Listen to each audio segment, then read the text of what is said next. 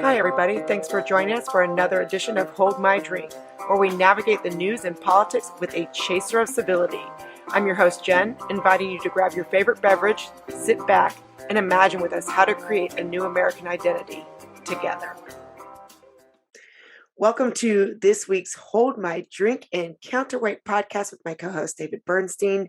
Today we have Jessie Mannisto. Okay, I've been working on this, Jessie. No, I'm going to say it right. Mannisto. Yes, I know. It's so funny. I was in the shower today going, you're going to say it right. I don't know why I get tongue-tied with your last name, but Mannisto. No one ever gets it right, so don't feel bad. No. This is important to me. This is not Italian. These things are important. I mean, particularly like, with me speaking Chinese, like I really like when people botch names, it makes me angry. And for some reason, I always get tongue tied on people's last names. But anyways, okay, so I got it right. Yeah. And Jessie is the editor and founder of the Third Factor magazine, and she's going to tell us a little bit more about that and about the theory of positive disintegration, which is what we really want to learn more about. But the first question is, did anyone bring anything to drink for our conversation today? Jessie? Well, I just have water right now, but I just finished a Moroccan mint tea, so. That's nice. Wow. Yeah. I love Moroccan mint tea. I just want to say it for the record. I just have water right now, so but that's like my favorite. Wow. Yeah. Okay, so I've got a funny thing. Like I thought for some reason that our podcast was an hour ago, and I got on and I went and poured myself a glass of wine, and then I realized that my timing was off, and I was like, well, someone's got to drink that. Now I have to ask you, what kind of wine is it? Well, it's a Pinot Noir. Okay. It's my boring normal, but I'm on glass 2 because over the past hour I had to drink that because I couldn't just sit there. That was like dumb. Yeah, so yeah, I'm going to be very animated for our conversation today. Wow, or very confused. We'll see, whichever one. With that said, Jessie, tell us a little bit more about you, Third Factor magazine, and then tell us what is the theory of positive disintegration, and we will ask you questions from there. Yeah, well, that's a huge question, so we'll save that one for the end. Okay. And who am I? Well, I have followed a really winding path through life, and basically, but the short version is I'm a writer. I'm self-employed.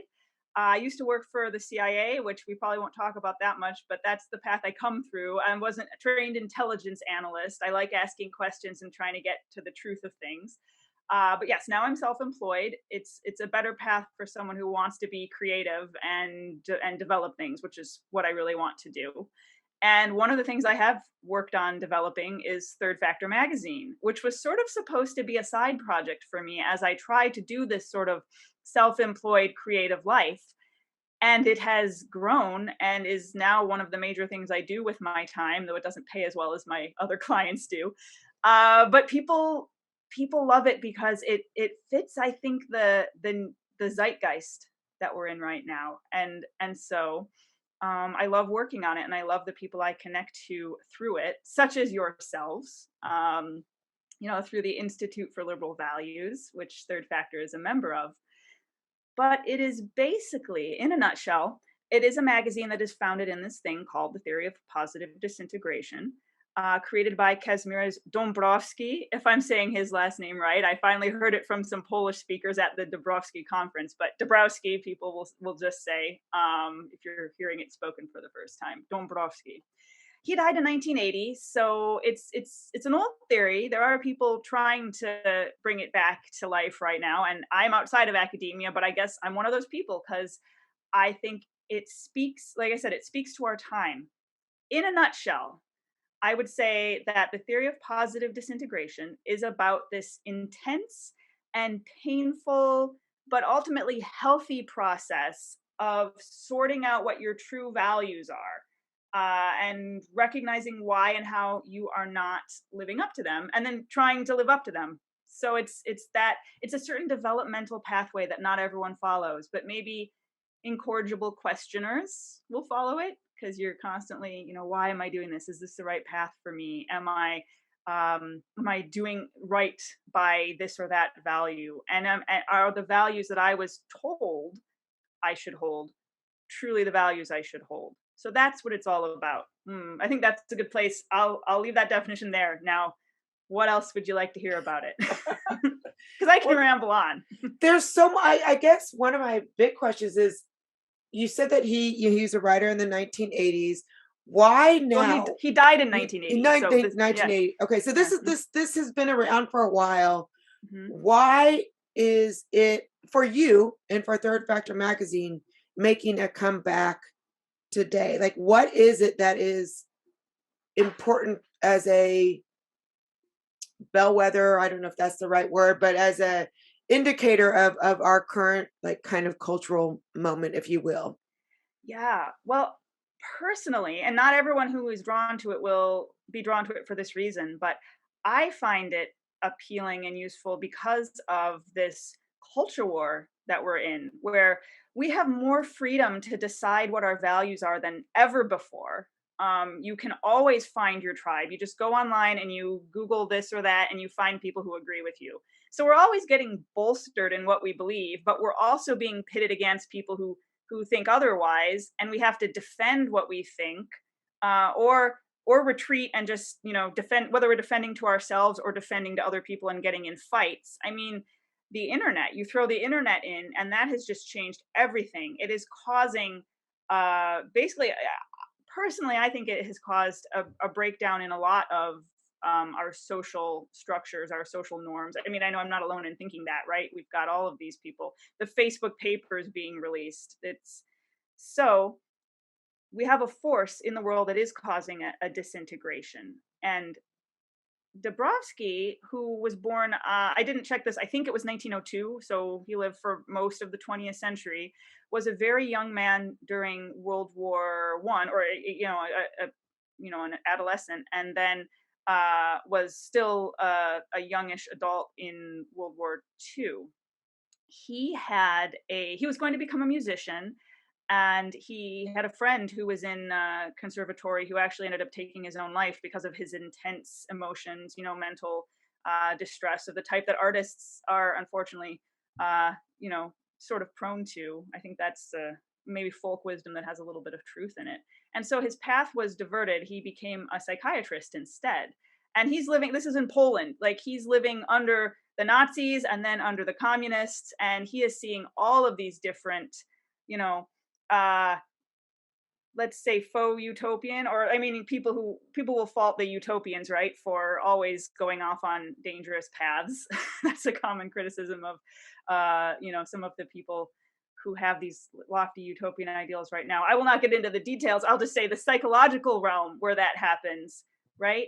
That Dabrowski wanted to know, who are the people? Why are there people who will hide in Germany, hide a Jewish person in their basement? What is the fabric that, drives someone to risk their life in that kind of social condition versus the sort of person who will just, go along with what's happening in society? And, that's what he lived through. And that made him start asking these questions, seeing in his own life, his friend commit suicide, and also seeing this happen on a social level. Now, I'm not the sort of person who will say, oh yeah, and we're there right now, but people faulting metaphors and analogies to the Cultural Revolution in China, whatever. I'm not saying that, but with the upheaval we have, with this new technology, with the way we're pitting ourselves against each other in new ways, that is why I think some of these concepts from this theory are really useful. I can describe some of those concepts, but I'll pause. Like, is this making sense? Yeah. Let's describe some of those concepts. Yeah. Okay. Some of the ones I really like, I think, as an introduction to this theory, is something called positive maladjustment. Being maladjusted is not generally something we think of as good, right? You want to be well adjusted. Well adjusted is the psychological aim that you're going for. But in positive disintegration, Dabrowski posits that you can be positively and negatively adjusted, and positively and negatively maladjusted. And given this environment where we can find people who always agree with us and always affirm us, I think that's a really useful question to ask. Am I really positively maladjusted, or am I deluding myself? And so you harness this trait that you have, which is to ask questions, which may be what put you in that positively maladjusted camp to begin with, what may have made you find this niche contrarian group. I'm a little bit of a contrarian, I'll admit that. I ask those questions and annoy those people. But you got to check yourself, right? Before you get that emotional validation of like, yes, I found my people and we all see things the right way and all those other people are wrong. Are you really positively maladjusted or not? And so there are some other concepts where in the theory where you try to figure that out. Another one is this process of hierarchization of values. I know these are like super jargony, but they're basic. They're just in jargon.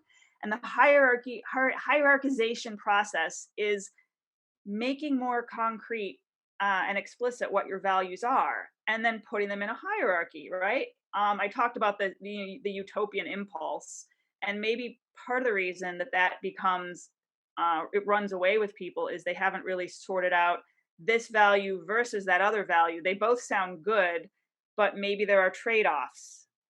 And so you can make that an intellectual exercise, but I think so a salient detail about me is I was in an activist group. I was a member of the Democratic Socialists of America, and I found so much of this raw material of this type of person.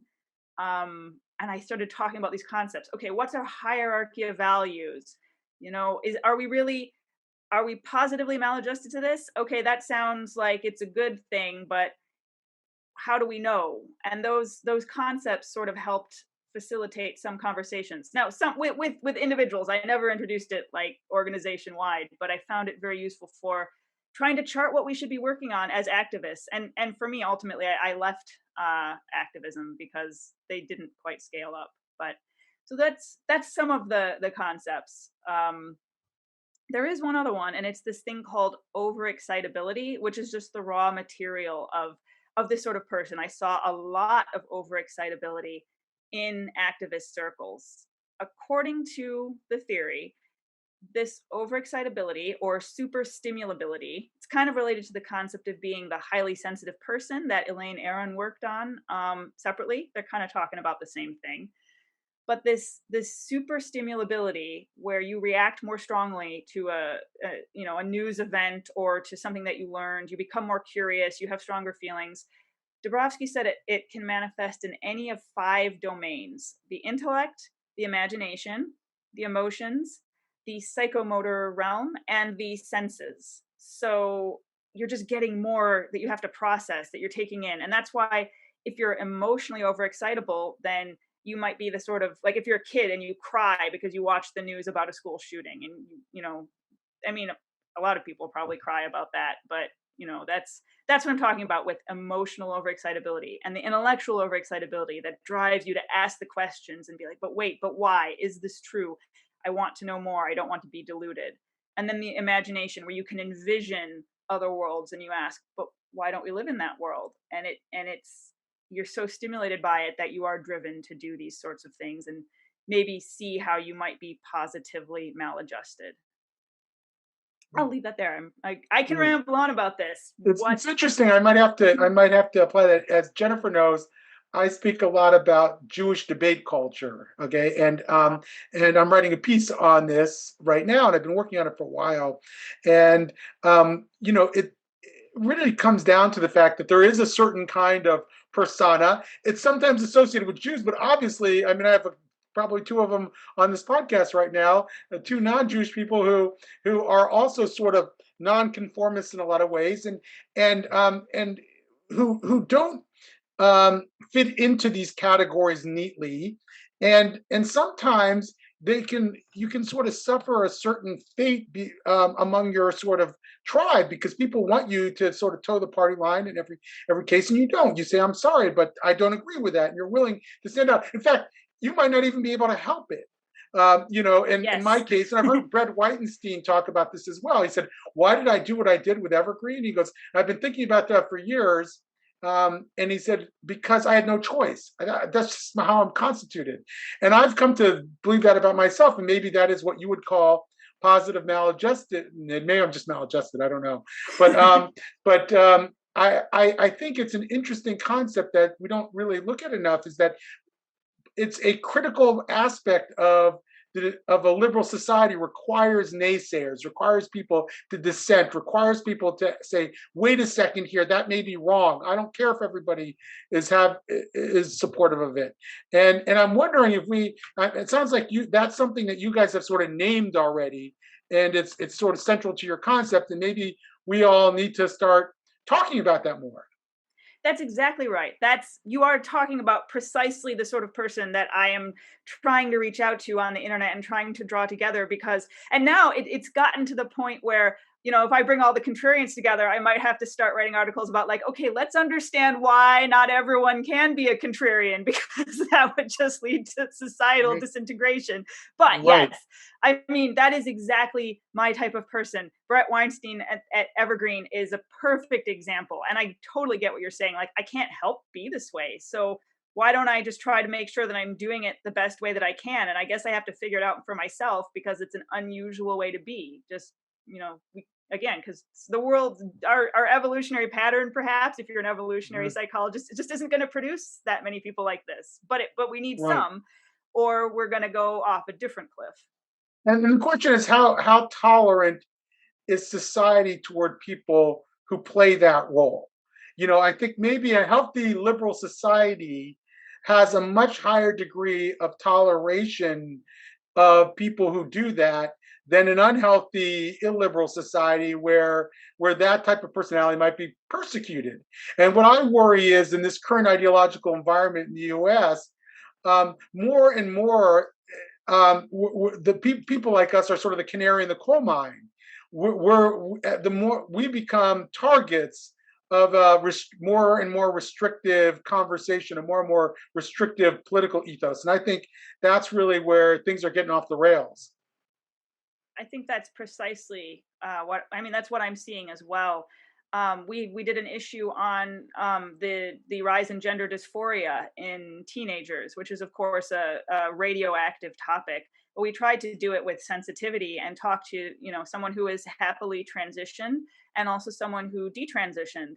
And that when we started with that controversial topic. I'm sure we'll do other controversial topics, but we started with that one because, interestingly, of these it's usually biological females transitioning to be transgender men, and maybe detransitioning, whether they do or not. But you have to look then at what is the role of being a contrarian intellectual if you're female.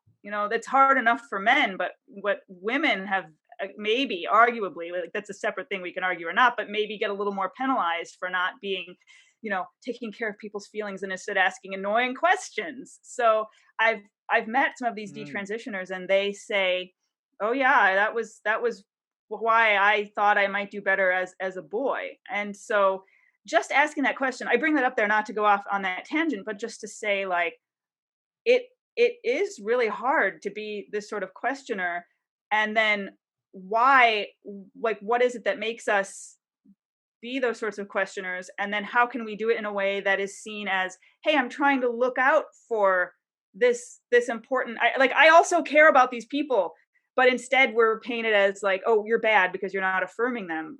And you can do that, you can apply that to so many issues, right? Oh, you're bad because you're not towing the party line. Whether it's about, oh, I'm criticizing Trump because I'm a Republican and he doesn't, represent these conservative values. Well, those people will, they're also being a little bit contrarian and asking questions that they're trying to protect the conservative movement as they see it and their conservative values, and they'll get thrown out because and I think that has something to do with, again, a time where we all feel insecure. The world feels heightened danger with the pandemic, with the way that Facebook is promoting, that came out in the Facebook papers, that if it has an angry reaction, then the algorithm will promote that to drive engagement. And so everyone's feeling a little more on edge, whatever their belief is. And so we're more drawn even to our groups, I think, because we're so anxious. When we're anxious, we want to retreat to our groups. Even the contrarians are retreating to their contrarian groups, which break down because they're contrarians. But yeah, we need contrarians. We need them out there being accepted members of larger groups. And say, you use the term canary in the coal mine. We have an article with that title, The Canary in the Coal Mine. So it's definitely something we hear often. So let me ask you, like, is it as simple to say, I think I'm making it too simplistic, so walk me through this. If you're just someone who questions, if Yeah. you're just someone who says, you know what, I'm not going to go with the herd, is what I'm hearing you say, then in some ways you are a part of this positive disintegration, whether you know it or not. Is that too simplistic? I mean, what really are the steps for you to go through to have that enlightenment, if you will, or that positive disintegration?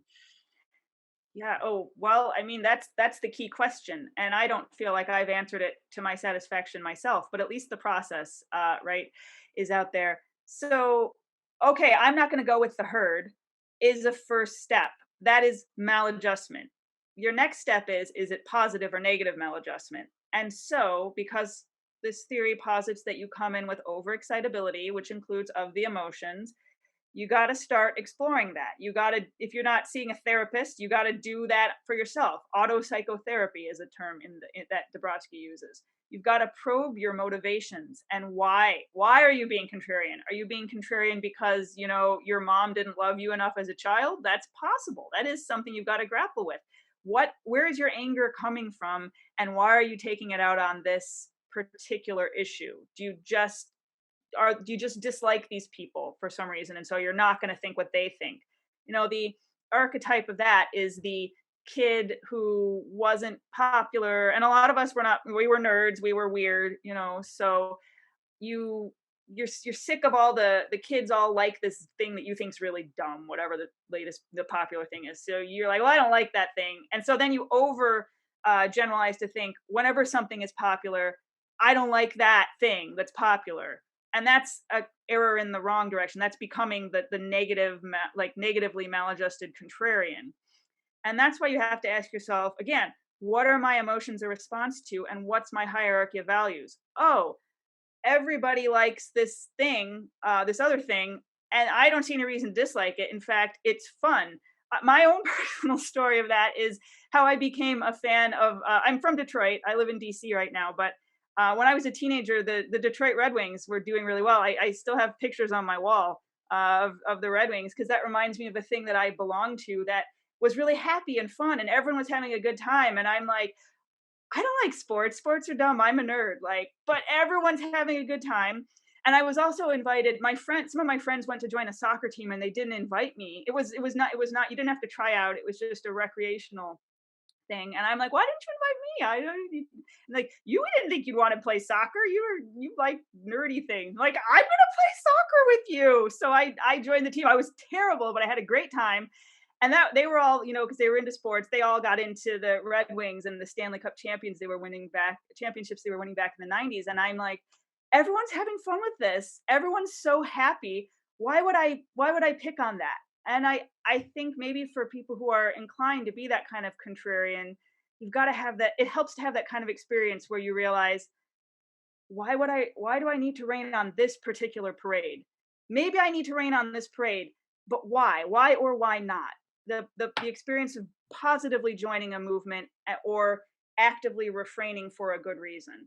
That, for me, I come back to it. It's a fun, silly story, but it was when I learned that it's not. You don't necessarily have to reject what everyone else is doing. Hmm.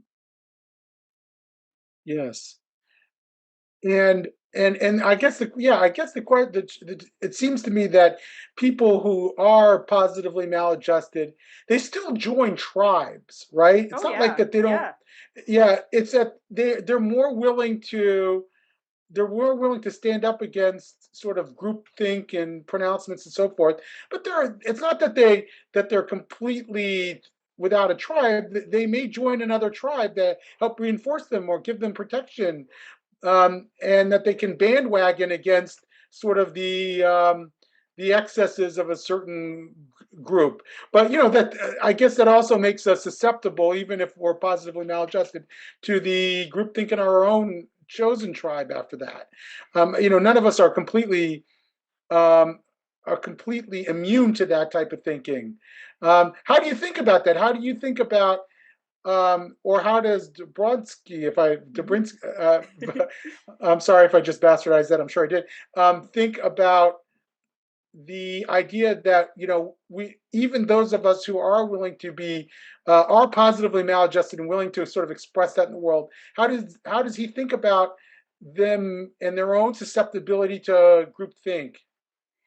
Well, it may be in Dabrowski. I can't remember exactly how he would answer it, but how I would answer it after reading and thinking about all of the components of his theory is just, we you've got to, if you can't rely on only yourself. You have to ask other people. You can't become so independent that you never hear other people's what they're saying to you. There is a concept that Dabrowski came up with that I would use. It's something, the jargony term is subject object in oneself.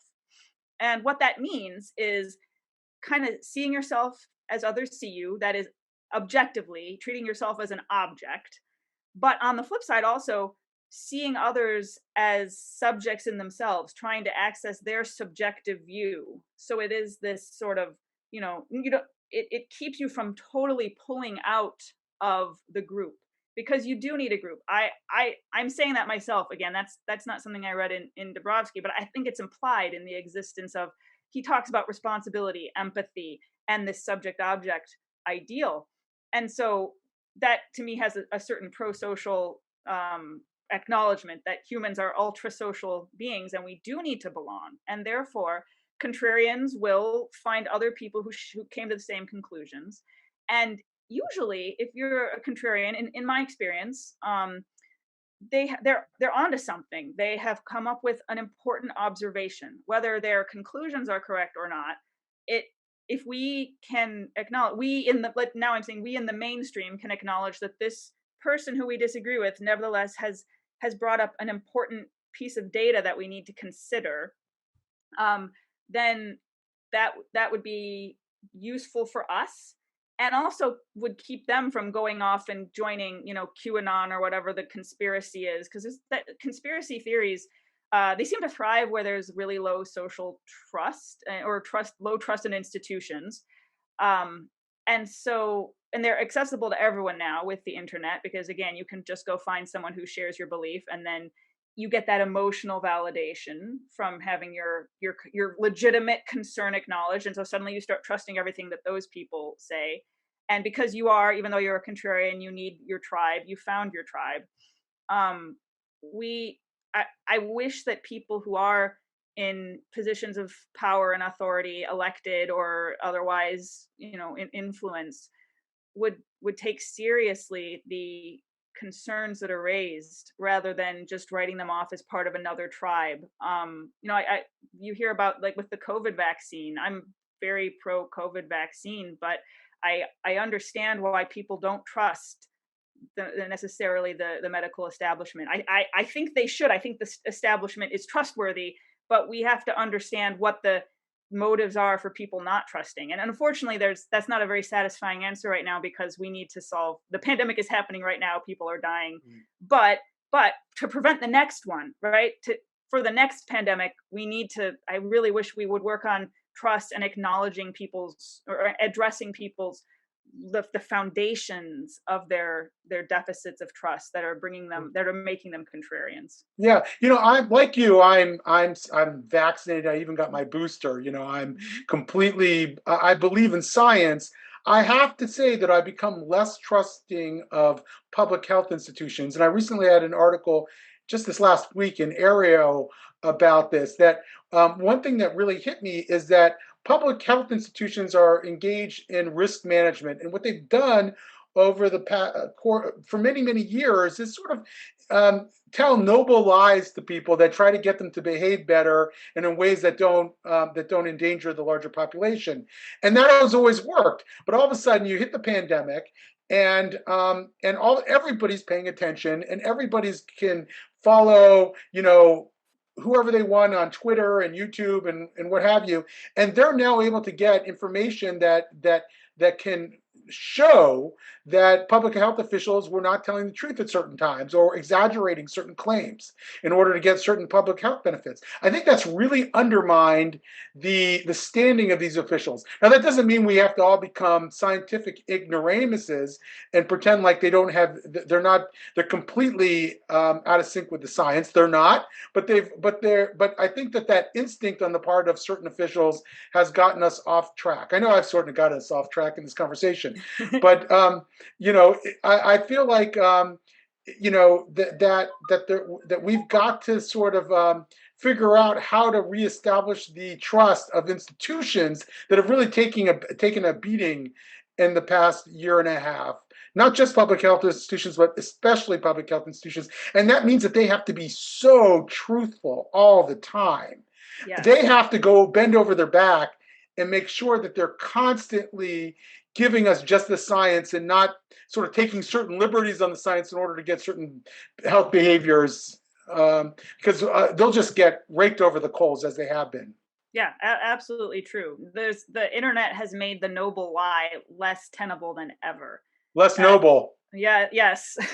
So I understand the motivation, trying to get people to just go along with things, but it's not going to work anymore.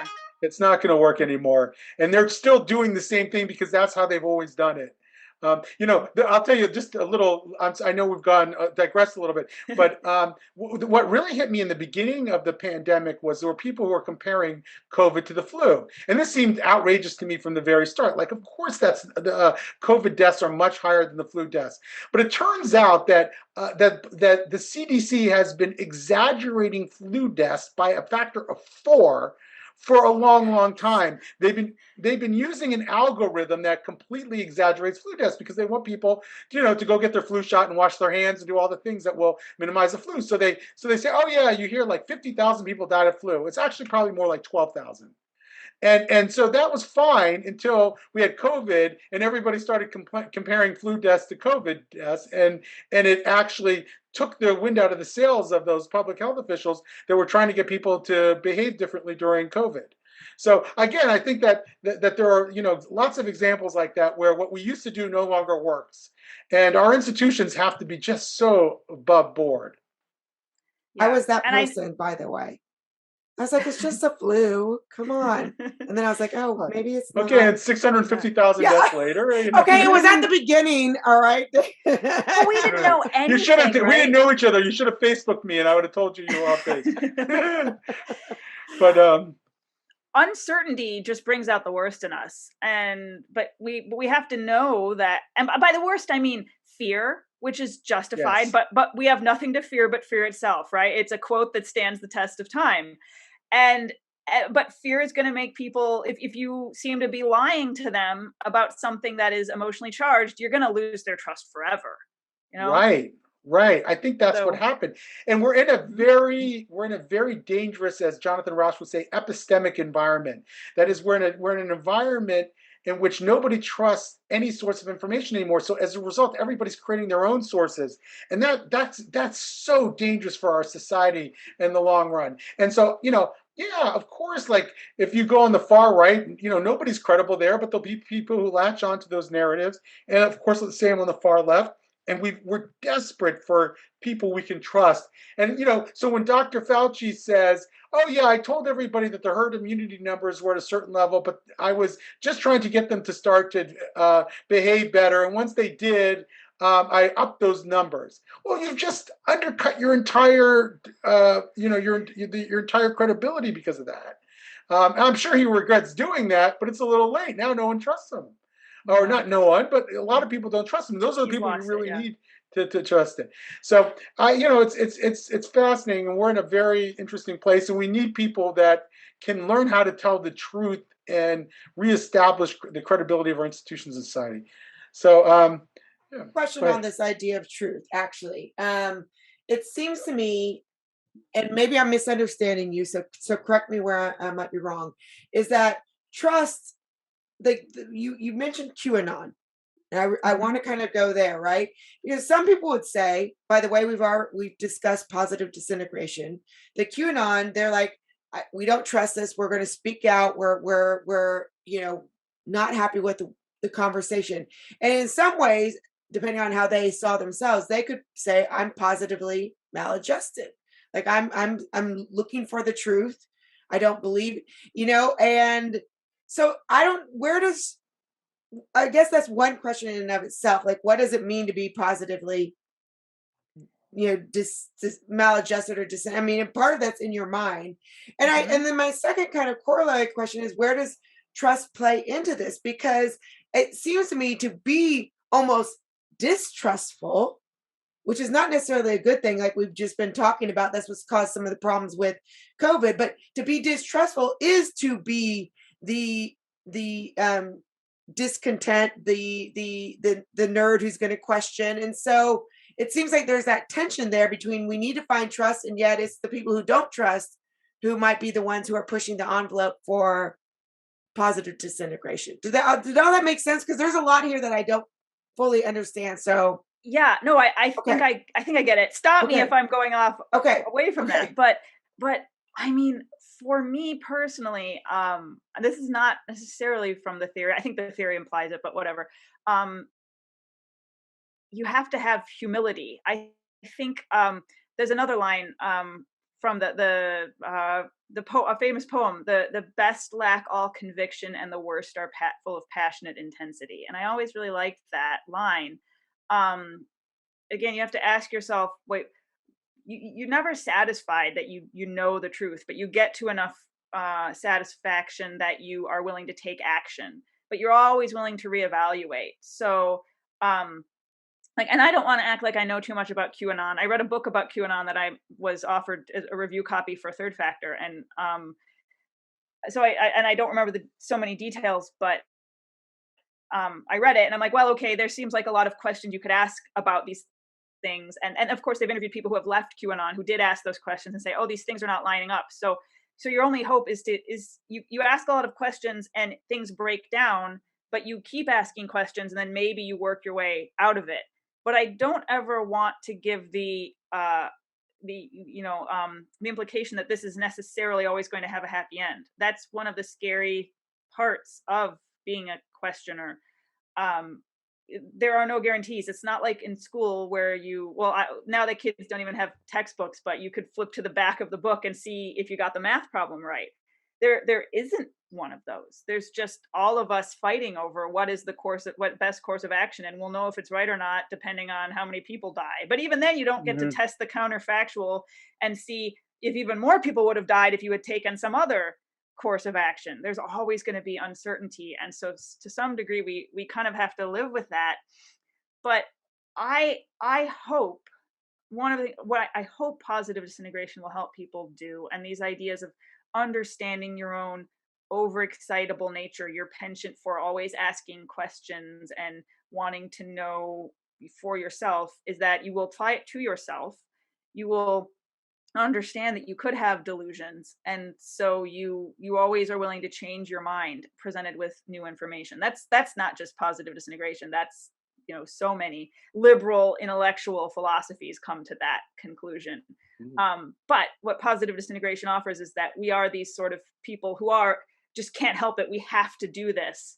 But the maturing of that sort of person as they go through this process, which is our logo at Third Factor is a phoenix. Now, we don't want to keep having to burn ourselves down. Someone suggested to me that actually a better logo would have been a butterfly that starts off as a caterpillar and just totally dissolves itself and becomes a different sort of creature than that, disaffected nerd in high school, and becomes this new thing because they went through this process. We didn't pick the butterfly because we didn't want it to be seen as like this little like girly thing that, whatever. Not the girls are cool. I'm a girl, but we didn't want it only to be that. There's a little bit of branding here, but maybe a butterfly would have been a better logo. But still, the phoenix has to burn down and then rise from the ashes. And part of that rising and reintegrating, because you don't want to stay disintegrated forever. Dabrowski made that clear, that there is a bad form of overexcitability, that you can be negatively maladjusted in a way that will just end in you having mental illness, serious problems, and that is not healthy. So you never want to fool yourself into thinking, oh yeah, I'm definitely positively maladjusted. You don't want to be arrogant. You have to be humble. And that Right. I think is a good rule for life. Yeah. So the other day I was listening to Coleman Hughes, the young African American intellectual, interview a philosopher named Andy Norman, and Andy's ideas about this are that our brains, our rational brains, have sort of an immune system that we have, and that we can get. There are certain parasites of the minds that can set in, but sometimes when people will overreact in to ideas. It's not that they're not subjecting ideas to scrutiny, that they're over subjecting ideas to scrutiny. So he gives the example of the flat earthers.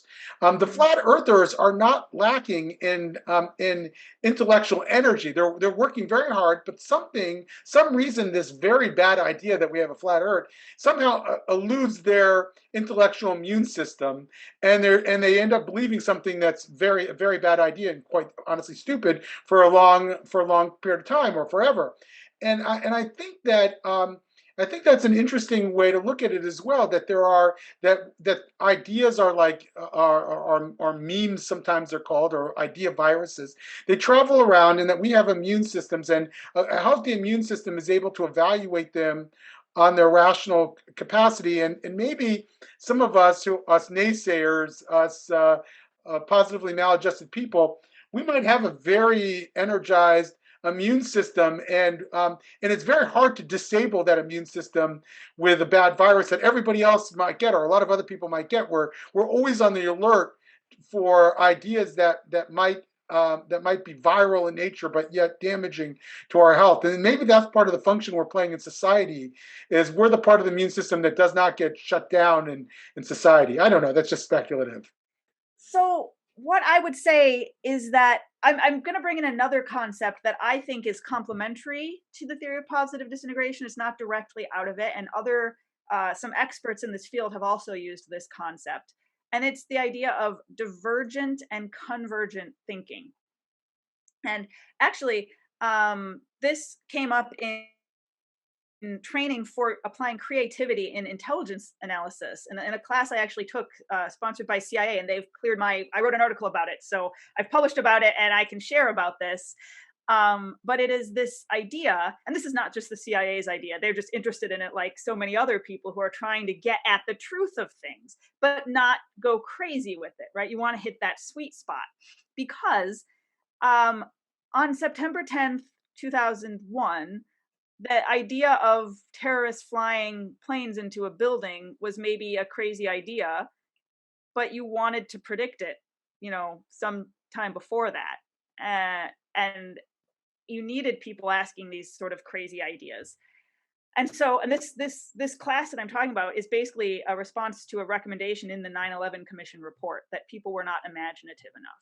And so in this class, we talked about the right proportion of these things called divergent and convergent thinking.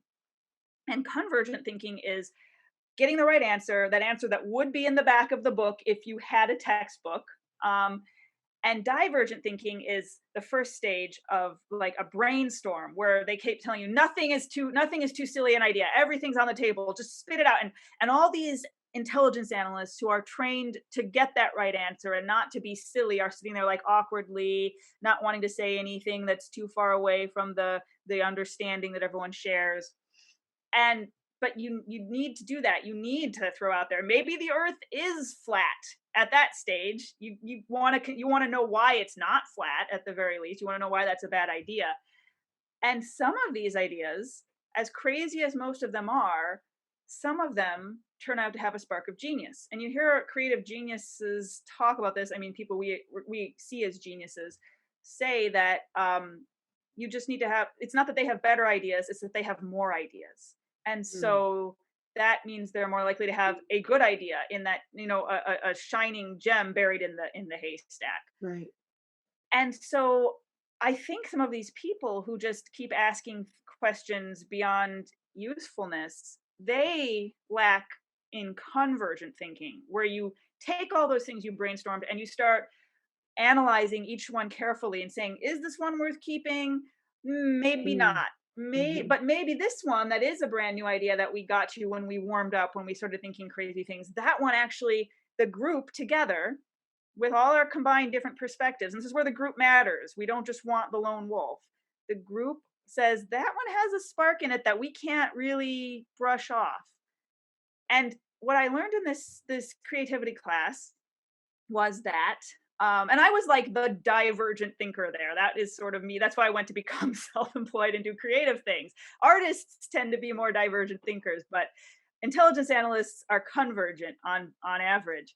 And they told us that the ideal, I don't remember the exact numbers, it's in my article, the creative intelligence agency, if you look it up at Third Factor, but it was something like the average DC professional all across all of these agencies and think tanks will do something. They did a study and found out that these people used convergent thinking inside the box, if you will, mhm. something like 98% of the time, and only practice this creative divergent thinking 2% of the time. Now, and they said, well, actually, you want to push that up. That's what we're doing in this class. We want to be doing divergent thinking, 5%. They even told me aside, because afterward, I'm like, I want to know more about this divergent thinking. And they're like, you could do it even up to like 20% of the time. Wow. That's still 1 in 5. You still need a lot more convergent thinking. And convergent thinking, as much as we creative people want to valorize thinking outside the box, it's harder work to do convergent thinking. That's where you have to really be serious and not have so much fun and playfulness. Mm. But there is a role for the playfulness, but it is in getting that balance right, because you can err too much in the other direction. And I don't know how to stop those people except to teach them, like, you're part of a system and you want to get in balance. You don't want to go, it's not black or white. So, Jesse, this is what I'm hearing from you. And I think this is really, really important when we talk about this cultural moment. Something that's invaluable or just ingrained in this idea of positive disintegration is humility.